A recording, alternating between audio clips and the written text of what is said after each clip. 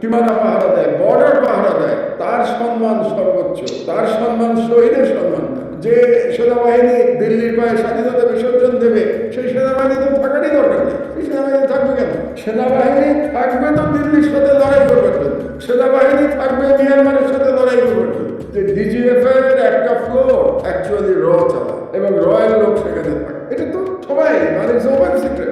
এটা যে মিথ্যা এটাও তো আপনারা বলেন নাই পরিষ্কার করে, এটা সত্য না, এরকম কথাও তো আমরা শুনি নাই সেনাবাহিনীর কাছে। জেনারেল সরওয়ার্দী, আপনাদেরই তো জেনারেল সরওয়ার্দী 19 সালে চিফ ছিলেন, তিনি তো কনক সার্ভারের সাথে পরিষ্কার বলেছেন যে বাংলাদেশে সেনা প্রধান নিযুক্ত হয় দিল্লিতে। দিল্লি যাকে গ্রিন সিগন্যাল দেবে না, সে বাংলাদেশের আর্মি চিফ হতে পারে।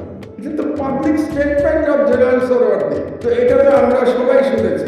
এগুলো শোনার পরে কি মনে হয় যে এই সেনাবাহিনী নিয়ে তাহলে কি হবে? এই সেনাবাহিনীর কাছে রাষ্ট্রের সার্বভৌমত্ব রক্ষা করাই তো কাজ সেনাবাহিনী, নাকি আর কোনো কাজ? রাষ্ট্রের সার্বভৌমত্ব রক্ষা করতে।